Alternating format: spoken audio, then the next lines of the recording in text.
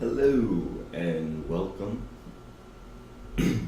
Tonight I wanted to talk a little bit about some simple game mechanics. Last time I brought up some game mechanics. We talked about attack move, and I think we could all agree at this point that it's a pretty powerful move, and you take it for granted, and it's something you don't really think about. And when you start doing it, it just makes sense, and everything just becomes more fluid. Your whole gameplay just changes, and so the next thing I wanted to bring up was positioning. People talk about positioning a lot. You hear it a lot, like, having good positioning or bad positioning, and a lot of times I think it's really unclear what that really means. Where should I be standing? And right now we're not really going to be talking about team fights, because a lot of times in team fights it's pretty obvious. In ADC you probably don't want to be in the front lines. Good positioning is in the back. But in the lane phase, where should you be standing really in relationship to the minion line?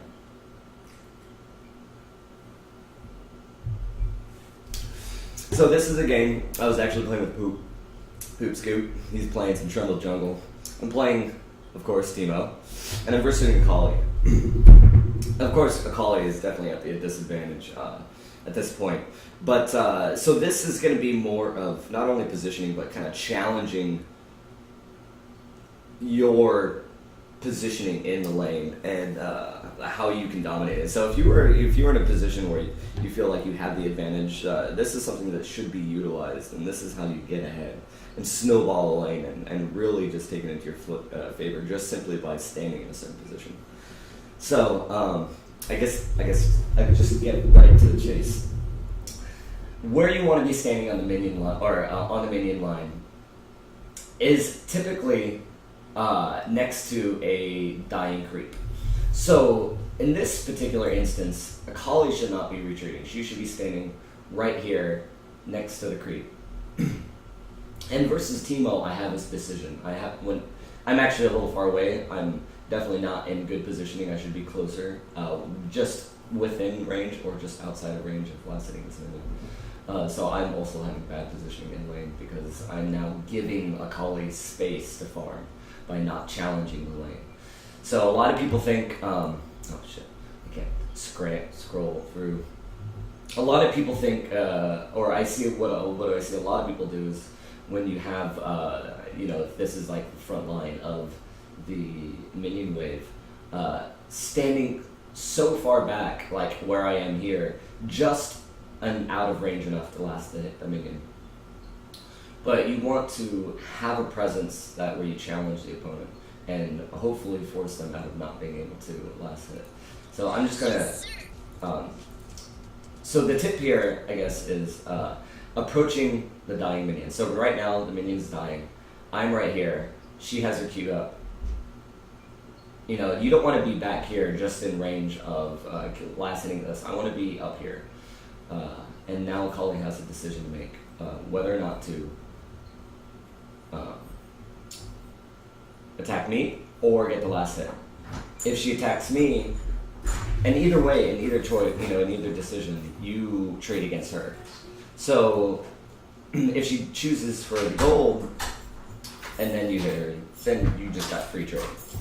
If she decides to hit you, and then you just retaliate, then it's an even trade hopefully, and they also miss the last hit and not getting the gold. So either way, it's a win for you. So I guess I'll just let it roll a little bit, and then we'll see how the lane rolls out.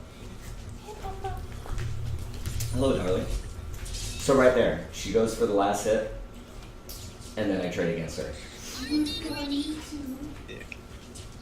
So now I see this one's dying, so I want to stand right next to it. She goes for the last hit, I get the trade. In the meantime, I got my Q cooldown. There's nothing dying at the moment, so you want to step back. You don't want to always be in the front. Right there. And consequently being Teemo, because she was blind, she also missed the last hit and got traded off. So that was double bad for her. So now I don't want to get too far ahead. Next to dying minion. Now she has to choose. I get to freely last hit.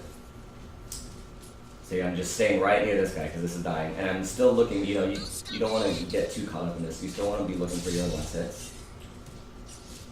See, I'm standing a little far back, but there you go. I do move up, and of course, in this particular game, I missed a lot of canyon minions. But again, challenging the opponent in lane, really getting hold of it just by standing on top of dying creeps.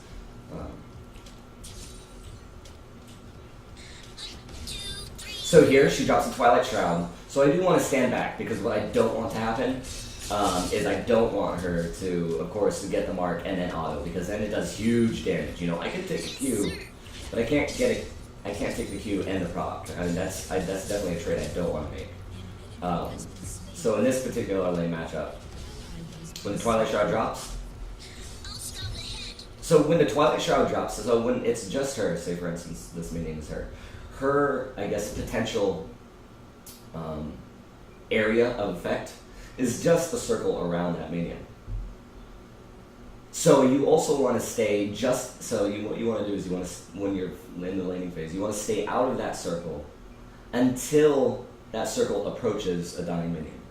Now in this particular case, when they have the Twilight Shroud, the area of effect in which she could possibly hit you becomes greater. So you want to respect her space at all times. You don't want her to trade on you, especially when there's not a minion nearby where she has to make the decision, where she's not losing a creep to trade. You never want to take trades for nothing. So the only time you should really be approaching that that auto attack range or that ability attack range is when you are giving her the choice to either trade or take a last hit. Now, I also want to clarify that this also, I just said stand on top of the dying creep because that's something really easy to remember. But this only really works against champions that have a single target abilities, like Akali, for instance. Somebody like Caitlyn, who has her Piltover, when she's got her Q, when her Q is up, then standing next to it, she could trade and get the last hit. So that's something you want to be mindful of. Now, one way you could still challenge her is by standing just outside, at the same range of her Q as the dying minion, just not directly next to it. So maybe just a little bit of just a few, like half a lane away. So that way you're still challenging the lane, but you're challenging your opponent, but still forcing her to make the choice. So your position relative to the minions does change depending on the type of champion you're going across. But just for the sake of the explanation, a lot of times it's just easier to talk about single target opponents. So I just let it roll. So I want to restrict that Twilight Shroud, and as soon as the Shroud goes away, then I kind of get a little more aggressive. So nothing's really dying right now, but I see this one is dying. But I also, at this point, really like trying to worry because I'm not really sure where their jungler is. Like I probably can see, and there he is, and I wanted to go ward at that point. So I wait for the Q to go on cooldown, and then I kind of turn and just kite him back. I should have been kiting the whole time, but I got fear of the stun, and what I didn't want was a Polly to also follow up. So I just wanted to wait for my Q. So at this point, she does have an ult, so me staying low health in lane is not really that much of a threat. And I also do have the bottom warded, so I shouldn't be standing up here, I should be standing over here.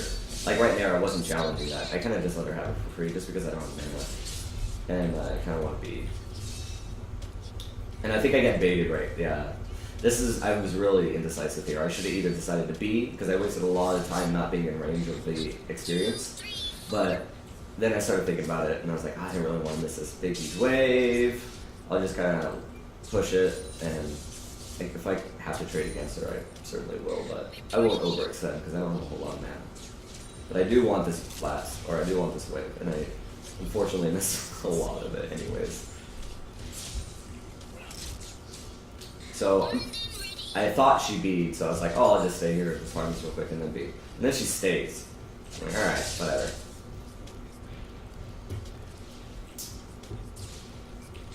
And then the turn. Freaking love trouble. Yeah. And Between the poison and the ignite.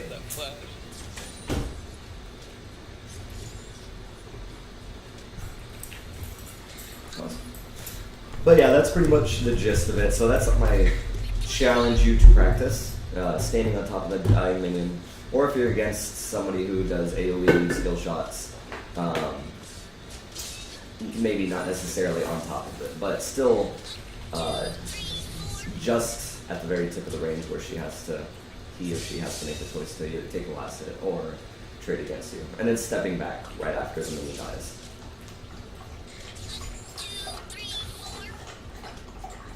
Have a good night. And you're good.